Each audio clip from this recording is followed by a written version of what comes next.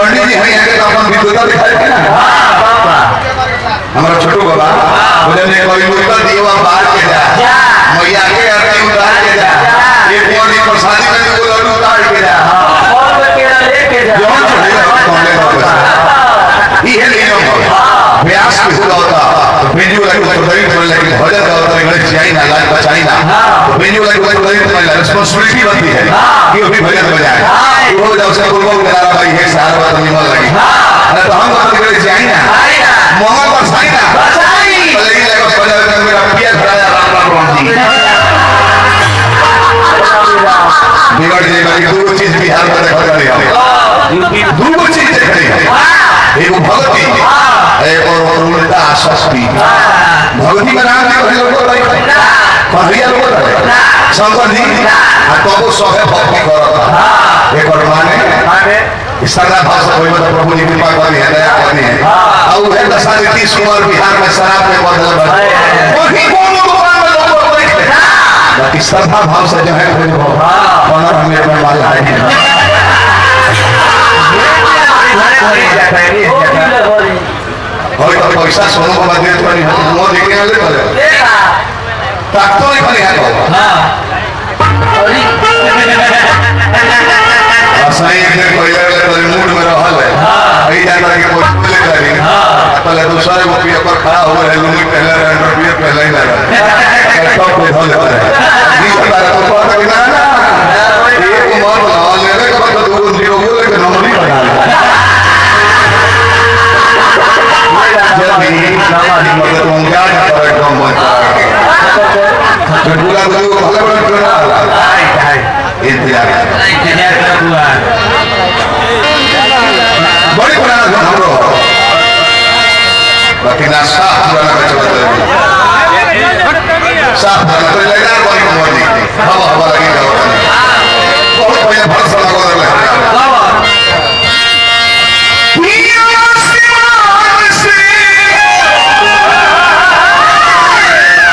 ये हो ये ना हमें कॉल पे बहुत बनू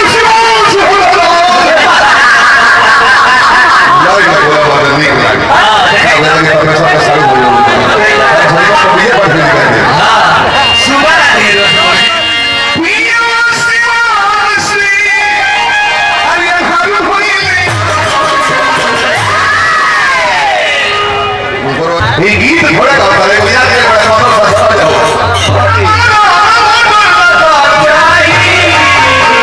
अच्छा वो बताइए प्रधान जी कौन बोले तो बोले का कोई ना ये है गाना याद है क्यों बोल का दादा पे लाना चाहिए क्या बोला और कमाई लेता है ताकि ना राइफल बंदूक पास हुई प्रधान जी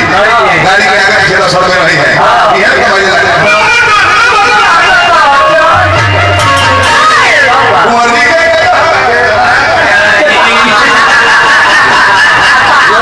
चाहिए हमारे बात चाहिए उनका बात आने तो उनका तो बात आने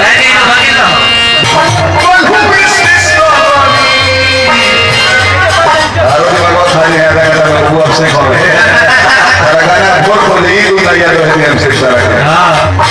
सरदार भैया बहुत तेज दिमागी हो रहा है बाबा सारे हैं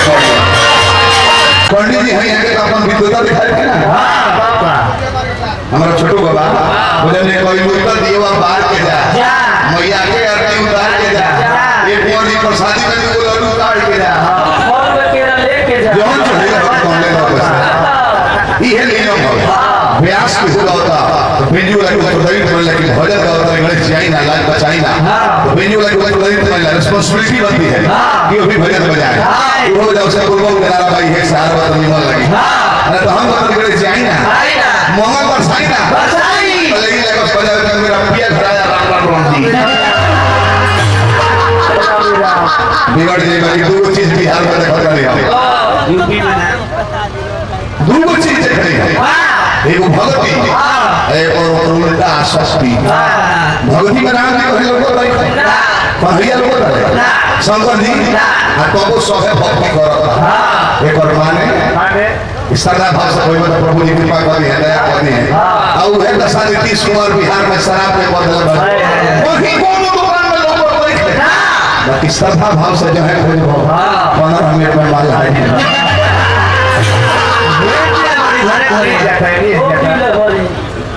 और तो पैसा सोनू बाबा दे तो नहीं है वो देखेंगे ले करे तक तो नहीं खाली है हां सही एक दिन कोई ले तो मूड में रहल है अभी जाता कि कोई ले करी पहले दूसरे वो पिया पर खड़ा हो गए लुंगी पहले अंडर पियर पहले ही ना टॉप पे धो लेता है बीच में बात तो पता कि ना एक उम्र ना लेने के बाद दो जीरो बोले के नंबर नहीं बना जब भी मतलब तुम क्या कर एकदम मत पूरा तो भले बड़े इंतजार इतना सुंदर गीत समय भाई बोले हम ऐसा लदमीर केकर बुझात होई बढ़ चला एक जगह रुको मोहन फिर तुम बढ़े चलो बड़ा ही सुंदर मायक गायक खलनायक अरे तो कहीं मत जुटल बनी जा हेलो समय भाई बहुत तरह की फूटल बटलो ही जल्दी से फूटे ना ढहल घर ढहे ना ढहेला छपरा जिला से भेंट करे के पड़ी हमने के नोहर में से पेड़ काट दिले पते ना लगी कब कट के निकल अरे वो जानते ना कि नोहर में से साल भर में पेड़ काट दे जब केसो ना होई हां लोग जानी अपने से गिर गए सब और दिशा बदल बदल काट ले बुझाओ ना कि एक धार में काटल भाई चारों ओर से खखोर दे जा अपने आप भर जाएगा चलिए बड़ा सुंदर भाव हर क्वालिटी गीत सुनाई जा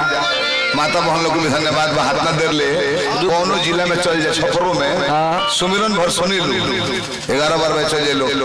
माता सरस्वती से प्रेम बट बहन को सुन तो बैठ हां जी तो ये दो जना गायक बोलो संगीत से ये दो जना गायक बोलो जो कोनो लोग सुने लारी 1.5 लाख में 2 लाख में होता है गोलू राजा 8 लाख में पवन सिंह 8 लाख में खेसारी लाल यादव आ तो प्रोग्राम 12 बजे टूट जाता हमने के माटी के गौनिहार हो जा पैसा कम काम ज्यादा हां जी ओवर ड्यूटी है घरे बेसन के दशा भइल बनू 4 बजे बनो करत रहा एक फूल लेकर के 6 बजे लगावल सही का सही बात नहीं हम जानते नहीं हां जी सावरिया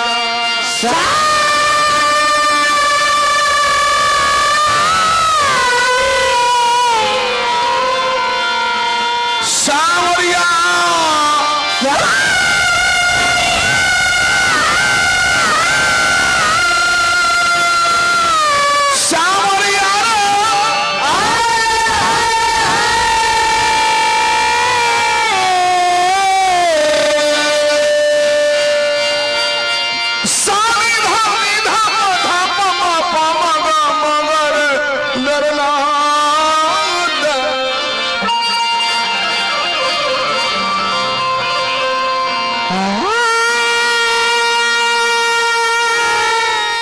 अपना प्रमोद बुझो रो भाई है तेरा कदर हम करिले सब व्यास से ज्यादा कारण बा का है खरो अश्लील ना गइले आई थोड़ा सा भटक कर दे हम भाई खैर कोनो बात ना ना हफ्ता में एक दिन मांसाहारी खाए के चाहिए हां नीमन का लगल सब व्यास बतावल कि बाउर का लगल हमरा से बतावत नहीं आन हर के दुआर पर इनार पूरा लागेला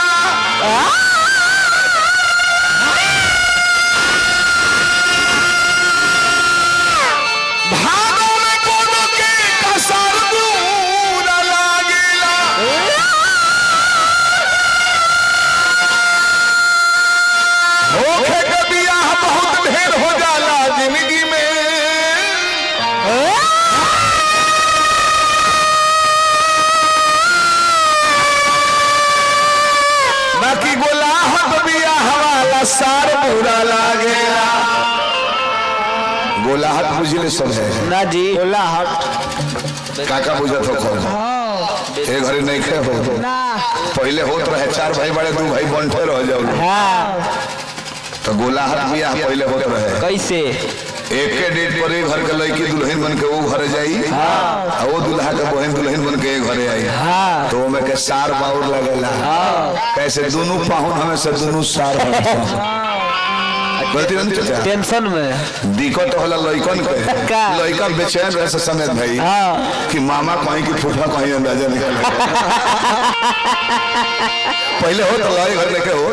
बड़बड़ परिवार घर देख के पहले हो तो विधवा औरत के सिंगार पूरा लागेला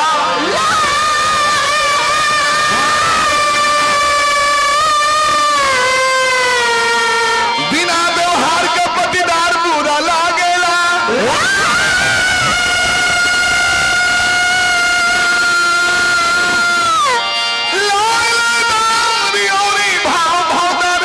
संगे संगे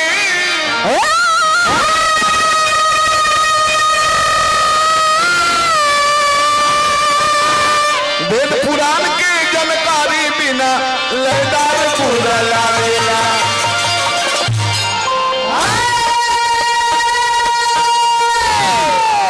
आज लोग खेसारी के दोष देते पवन सिंह के दोष देते ना हाँ खेसारी लाल छपरा जिला के हमें हम गोपालगंज के हैं गरीब में रुपया बटले हम 32 लाख लॉकडाउन में भोजपुरी के मोहम्मद रफी हमारे कहला पवन सिंह के गाँव जाके आज से 12 साल पहले तो कहरी मोर से दुगोला रहे तो कहरी गायक केहू हो जाए गायकी में केहू पवन ना हो अभी के डेट में न केहू बा हमारे कहला पवन सिंह गाँव आज सब व्यास लोग कहता भोजपुरी का मोहम्मद रफी कोई है तो पवन सिंह और लता मंगेशकर कोई है भोजपुरी का तो कल्पना है ऐसे तो तेरे जानी गाँव पवन सिंह के गायकी के दूसर चीज हो खेसारी लाल के अदाकारी दूसर चीज है दुनिया अपने जगह पर ठीक बोलो हमने को लोग शिकायत बड़ी कैले काम नहीं हमने से जूनियर हलो हमने से उम्र में कम हलो लेकिन पवन सिंह के जगह कहाँ बा खेसारी के जगह कहाँ बा केहू व्यास कह के अपन इंसल्टी करावता दोनों लड़के ऐसे लड़के हैं पवन खेसारी हमने के अपन चेला लोग उतना इज्जत ना दी पवन सिंह भैया को उतना आदर सत्कार दे ले खेसारी लाल यादव दे ले तो हमने के इज्जत सत्कार देते तो वो लोग के इज्जत सत्कार कोई हमने के काम बाकी ना हमने के निमने का होता नहीं जरा भर चिल्लाता है 20,000 में 15,000 में वो लोग शिकायतें करता वही लोग धुनवा कुल व्यास में बजाता बेंजी वाला लोग तो सब अल्लाह में नहीं वो लोग धुनवा बजाता वो लोग एक दिन में गाँव 8 लाख लेके हमने 8 लाख कमाए में साल बीत जाते लगला बन जा तो हमने का बनना है कौन काम बा पवन सिंह हमें भोजपुरी में हीरो में सनी देओल है पवन सिंह खेसारी लाल के भी जगह बढ़िया बा निरहु के जगह बढ़िया बा अब बेवकूफ प्यास शिकायत कर लगता तो हमारा बड़ी दुख लगता हाँ जी जानले में गलती नहीं करी तू जाना तो तोरे वहां बाकी कलमास करके बार बार फोन होता गौनई के बिगड़ले के बाद खेसारी पवन सिंह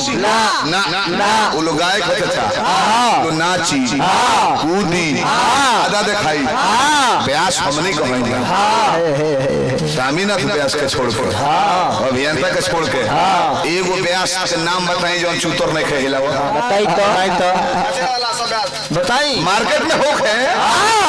है अपन डांड नहीं खेला तो नहीं व्यास के नाम बताई हम विदाई बाज के चल जाए